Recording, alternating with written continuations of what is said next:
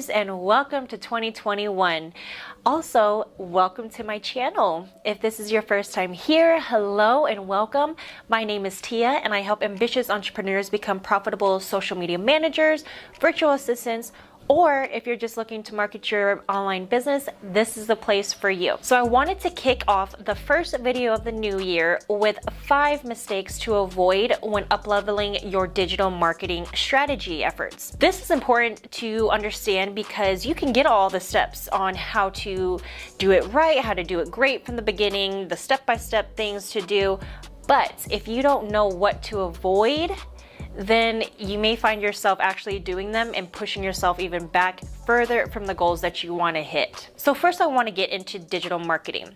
When I talk about digital marketing, it's going to be your social media marketing. So using your social profiles and using the digital space. So your website, your search engine optimization, your Facebook ads, your Instagram ads, those are all going to be a basis into what is involved to market your business, or how, if you're a social media manager, how you can market other people's businesses. So I know it can be very confusing on what you need to work on, what you need to know, because there's just so many things that are involved in marketing a business online so that it can be successful and scale, which is the whole point of having a business, is to scale, to have your own freedom, to live the life that you want.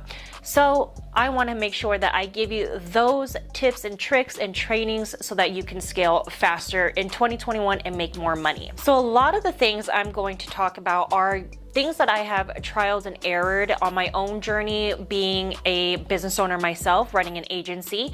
If you guys didn't know, I do run a digital marketing agency, and I have been MIA on YouTube a little bit because we did add Facebook ads and Instagram ads, and the clients piled up, so it was super busy. Ended up leaving my 9-to-5 so that I could plan and get everything ready for my clients, and here I am now. I'm back with you guys to teach you everything you need to know. Anyways, what I want to bring to you, again, I want to stop rambling because I'm just super excited to be back here, is that in order to be successful, you have to have a clear strategy, whether that be the steps you're going to take to reach your goals or the steps that you need to make sure that you avoid so that when you're planning, everything falls into place. So again, if you're looking to up-level your online business in 2021, stick around. We're gonna go ahead and get started. So the first mistake I want you to avoid when up-leveling your business is not having a strategy. This is actually the most common mistake that business owners have, is not creating a strategy, a well thought out, planned out strategy of how you're going to attack your goals. Because if you don't have a strategy, you don't have a goal in mind, you're just kind of like throwing darts at the wall to see whatever sticks and then go for it. And when you're throwing darts at a wall, or people like to say throwing spaghetti at a wall to see what sticks, we're going to waste January, February, March, April, May, June, July, and then you're going to find yourself in December again in the same position because you're going to think that your efforts weren't working, that your business is failing and nobody wants your products or service, but that's actually not the case. It's because you don't have a strategy. I did do a video on how to create a social media strategy, and I'll link that somewhere up here so that you can refer to that, just to get down the basis and start writing out your plan, because it breaks down what you need to focus on and what's going to help to develop that clear plan. Another thing I want to add with having no social strategy is, some people also think you have a social media strategy when you create your business pages on Instagram, Facebook, Twitter, whatever, or Pinterest, and you think, okay, I created my pages, my website's up, now I'm gonna blow up overnight and I'm gonna have so many clients and I'm gonna have so many products sold. And that's just not the case, because you can't have a business page thrown up and think that it's gonna succeed and blow up overnight. It's just realistically not possible. If that does happen, that's great, perfect, whatever you did, keep doing it. But for those of us who have not had the overnight blow up sensation because you just threw up everything up, you need to understand, once you do that, you have to have a strategy on how you're going to market your products or services on each of those platforms. So again, to be successful in your strategy, you have to have a clear understanding of what your business goals are, what your business needs are, and create a step-by-step formula to obtain those goals. Then as you put everything together, you'll get a realistic step-by-step action plan to implement to achieve that goal. My biggest thing is, especially when I onboard new clients, is to really understand what the goal is. Yes, everyone's goal is to make more money, get more clients, sell more products, because at the end of the day, you're doing something to make more profit, more revenue, while also helping somebody else by giving them the products or services that they need. But you really have to understand why and what your actual motivations are so that you can make that step-by-step action plan work for you. So number 2, trying to do everything. I know it's tempting to want to do everything yourself.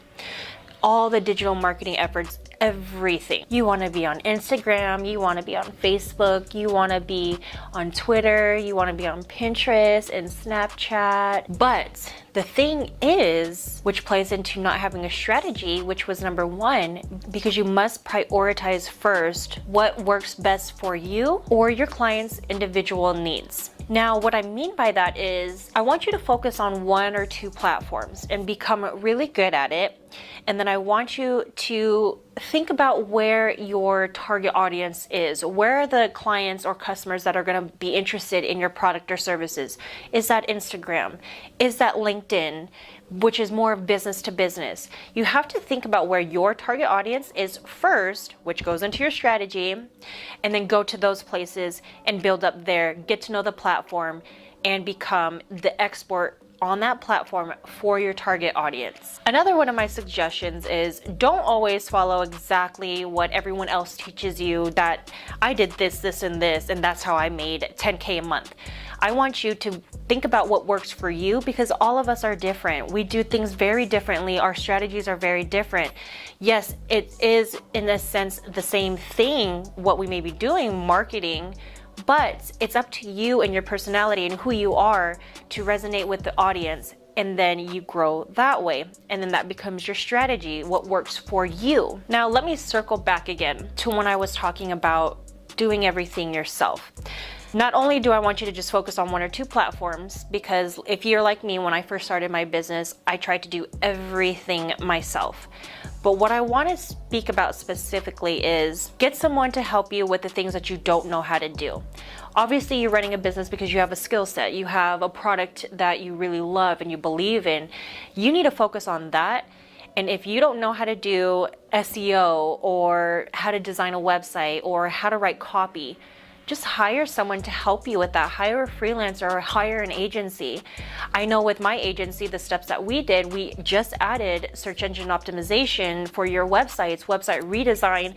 We do Facebook ads and we do Instagram ads, but all of those things coincide with each other. So if you say don't really know too much about tech, how are you supposed to optimize that? You don't want to spend all your time learning these things and you're only going to have to do it maybe like once or twice, and then that's going to take you away from doing what you do best, which is running your business. And you can leave all that stuff on the side, because the worst feeling is when you start getting overwhelmed because you have to do this and that, and you still have to create your product, or you still have to jump on those coaching calls that you're doing or setting up for, or you're planning for the financial season and you need to get those clients and take care of the clients that already signed up, and then you want to worry about all this other stuff. So that's what I'm saying is, don't think you have to do everything yourself. That's why you outsource. That's why you hire freelancers or agencies that specialize in those types of things, so it can be done while you're taking care of the front part of your business. Also, let me know in the comments if you are a business owner and you want to learn how to outsource and how to hire virtual assistants, because I've kind of been through couple different virtual assistants and I kind of know what to look for when you're vetting them. So just let me know down in the comments if you want me to do a video like that coming up. Let's talk about number 3. Not being consistent. Consistency is key. And I know you guys have heard this before, but it is so important, and it is one of the most important aspects in marketing. You have to be consistent. Show up consistently, post consistently. And if you're a person that doesn't want to post 5 to 7 days a week, pick 2, pick 3 different days that you want to post on, and keep on those days going forward, because that's consistency. If Mondays and Wednesdays are your thing, Mondays and Wednesdays you post, because your target audience will expect Mondays and Wednesdays that your content is coming out, or you're going to be announcing something new on Mondays and Wednesdays. Now, another thing to think about if you do Mondays or Wednesdays, or if you do decide to post on 5 to 7 days of the week, you have to make sure your message is clear to your target audience. You don't want to just post random things that have nothing to do with you or your business, because people will start to get confused. They'll wonder why you're posting that or what it has to do with your business when they're following you as a business, or if you're a personal brand, they're going to want to understand why you're posting certain things. So again, it goes into the first thing of having a strategy. You need to make sure that your post is consistent with your target audience and that you have the messaging clear. You also want to not only be consistent with posting, but you want to be consistent with your outreach. You always want to be building relationships and connecting with others. And I want to go over a little personal story that I went through. If you want to skip this little mini story about me, go ahead and skip. I'll link somewhere here or down there where to skip to. So a few weeks ago, I was actually getting pretty tired of being on social media. It was a little bit after the elections, and it was just a lot of crazy stuff that was being posted on my feeds, not only on Facebook, but on LinkedIn, and it was just getting overwhelming. Plus, if you don't follow me on Instagram, which you should, if you don't, at Tia Reshape, I was suffering with a fractured foot. So everything was just kind of coming at me, and I wasn't in my best 100 moods. And so I was literally about to stop doing all my outreach. Basically, the outreach is where I build relationships. I give value to people. If they want to work with me, or if they don't want to work with me, it's fine, as long as I can help someone in just a little bit of ways, right? So basically, I was about to put down the laptop, my phone, and just walk away. And something inside was like, you know what? You're a business owner. You need to keep going. You need to push through it. So I did. And literally, the post after I was about to put everything down for the weekend and just focus on relaxing, I signed a client 2 days later, after I kind of went through selling her and giving her what my agency does, and she was super excited to work with me and signed the contract and paid 2 days later from that. All I'm trying to say here is, if you're not consistent with your outreach, at least, how can you know that that one person, after that little thought that you have in your head of, I'm tired, I don't want to do this anymore, could be your next high paying client? So I'm just saying, from my experience, if I would have just let myself sit down, relax, and not think about working, I would have missed out on that client. And I absolutely love her. She's amazing, and I love her products. Bottom line is, all I'm trying to say is, you need to be consistent with your efforts, whether that be your posting or your organic outreach and building those relationships, because you never know, with those 2 cents that you put in somewhere, your 2 cents of value, that could land you your next high paying client. The last idea I want to go over when it comes to being consistent is thinking that after you start posting for a few weeks that everything's going to blow up. Not the overnight blow up, but you think after a few weeks you're going to see all these amazing results and clients are going to be pouring in and customers are going to be pouring in, because that is also not true. It takes time to build. It takes time for an audience to trust who you are. If you only have a month's work of posts or being consistent, you're not going to see as fast growth and influx of customers and clients coming in, because they're still trying to know who you are. They are still trying to get a sense of what you bring to the table, and if there's someone that you can trust. So again, just keep being consistent. It'll come, but just understand, don't let yourself get overwhelmed and feel like you're a failure if after a month or two of posting consistently, you're still not seeing what you really want.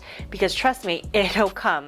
As long as you keep showing up and you're consistent month after month after month after month, those clients will come, whether it be in your comments or in your DMs. So just keep being consistent, because that one person that's watching you from day one may not interact with your posts, may not interact with your IG stories, but when the time comes, they will DM you, and it will happen. So be consistent. So number 4 is putting out poor quality content. Stop putting out poor quality content. Don't just share things because you think that it's going to be what your target audience wants to see, or because it's going to help you be consistent. Again, everything literally goes into your strategy. So you have to think about what you're putting out there. Is it something that someone's going to want to save? Is it in line with your brand voice, with the aesthetics of your feed, with the messaging that you want to bring apart on whatever platform that you're using? You need to make sure you're putting out quality content. If your target audience is online business owners and you're putting out stuff on how to shoot a bird from the sky, I don't know, just something completely far left, you don't want to share it because that's not quality. That does not go into who your brand is and what you're bringing to the table. So just be very careful and mindful of the things that you share, because one little thing that's far left that doesn't align with your messaging or who you're trying to target to purchase your products or services, you're going to have a very tough time in building a loyal following. Another thing with quality content, not only the content that you're putting out, but when you're doing outreach, when you're trying to build those relationships, you need to also give them quality value. So when you're commenting on other people's posts or under hashtags, if you're using Instagram, which you should be, 2021, you should be engaging and building relationships with other brands and other businesses, with your target audience. Give them value that has to do with your expertise, whether that be in the product or service that you're selling. Give them a little bit of value so that they read your comment and they're like, oh wow, I didn't think about that, or thank you for that tip, because that's going to drive them to your page. When they come to your page, they see all the information that you bring, all the value that you bring. They are most likely that much closer to becoming your paying client or customer. All right, so let's talk about the last one, number 5, not tracking your efforts. A lot of people get scared of the word analytics and tracking because it's like one of those things where you don't understand it and you just put it to the side. But let me tell you, analytics and tracking your efforts, even if it's just how many people you outreach per day, that's tracking. You need to write it down. You need to get a CRM, or you need to make an Excel sheet, something just very simple so that you can track your efforts. Because if you give yourself a goal and you're doing things every single day to get to that goal, how are you going to know what's working and what's not working if you're not tracking it, or you're not writing it down and logging the days you spoke to someone and what you guys spoke about, what part of they are in the buying process, did they come to your page from an ad? So you have to track your efforts on what your goal is. Find something that helps you track what your goal is and monitor and capitalize on what it's telling you. So when it comes to social media tracking, those are your analytics of engagement on your posts. So likes, comments, shares, saves, all of those can usually be found in the analytics and insights of your social platforms. A lot of the third-party apps also, like Later and Planoly and some other ones, I think Social Mako does it, but those will also tell you the analytics of your engagements, and you want those to be around 3 to 5% per post.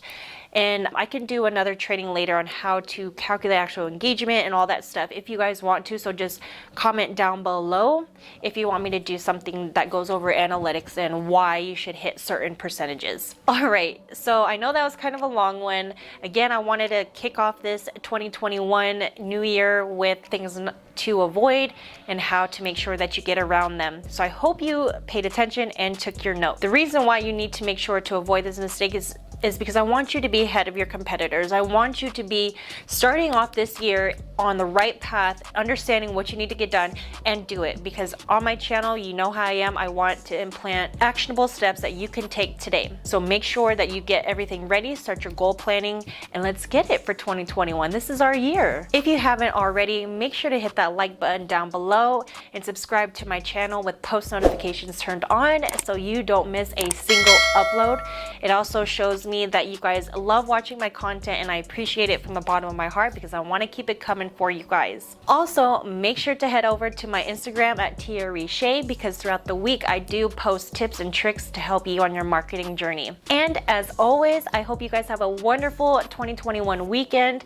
I'll see you next week, and make sure to shine bright like a diamond.